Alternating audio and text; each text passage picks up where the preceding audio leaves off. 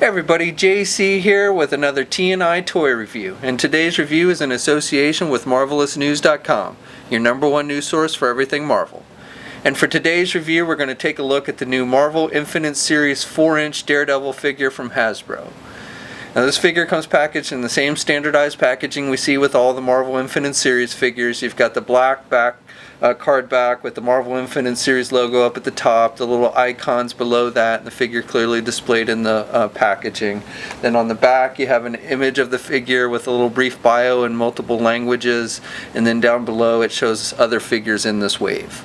Alright, so let's get this figure open and take a look at what's inside. Okay, so here's a look at the figure outside of the packaging.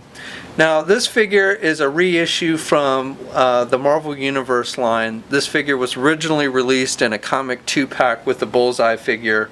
So if you have that figure from the 2-pack, then you basically have this new figure. There is a little bit, it does appear to be a little bit of difference with the paint on this new Infinite Series figure. The red on the costume seems to be a little more vibrant than on the comic 2-pack version.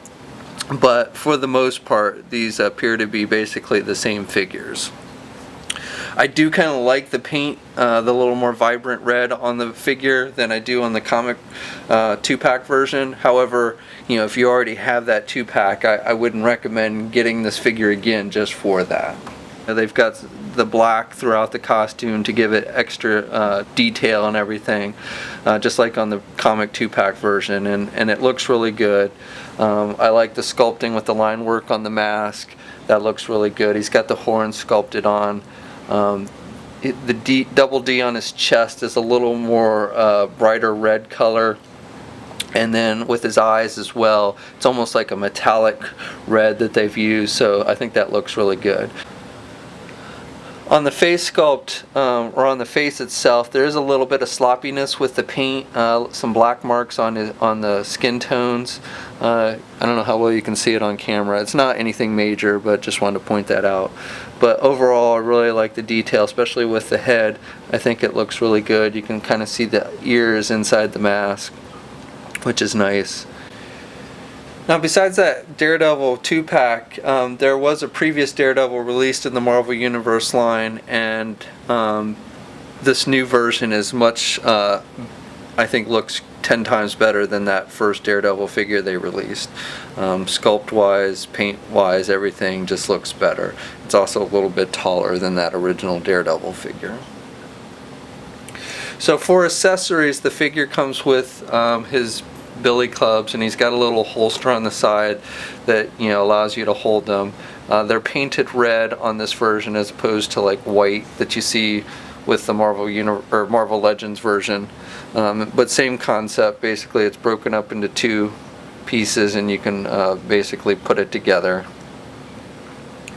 And it's got little handle grips on each side, so he can hold it as one large stick, or you can have it split up into 2, and he'll hold them in both hands. So, and these are the same color as the ones in the comic 2-pack. So the figure stands just a little bit over 4 inches tall. The scale's pretty good with the other figures in the line. He's about the same height as that Bullseye figure that came in that comic 2-pack. Okay, so articulation on this figure is pretty nice because it's a reissue figure, and it doesn't have the reduced articulation like most of the figures in this wave. So the head is on a ball hinge joint, so he's got good up and down movement, and he can look left and right. Arms are attached with your standard ball hinge joint, so you can get his arm out good, and he's got good rotation. He's got the bicep swivel. He's got a single hinged elbow, so he can bend his elbow about that much, which is pretty good. And then he's got swivel wrists, no hinges at the wrists. He's got the midsection joint, so he's got rotation there at the midsection, and he has some up and back movement. He also has the waist swivel.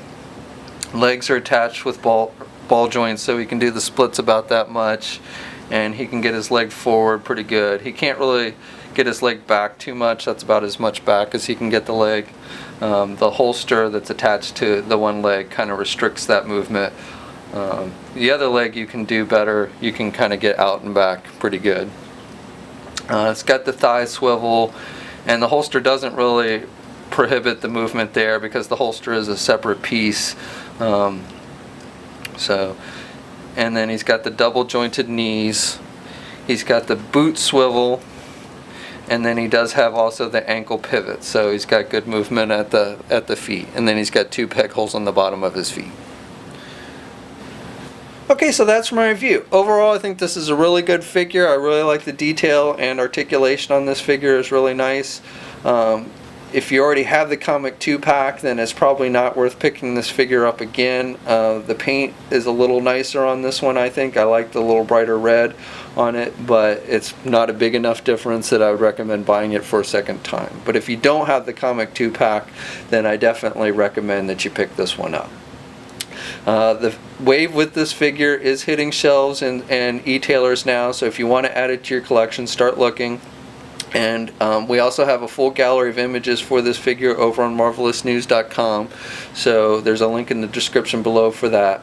And as always, we ask, if you're so inclined, please like the video, leave a comment, let us know what you think. If you haven't already, please subscribe, and until next time, I'll catch you later.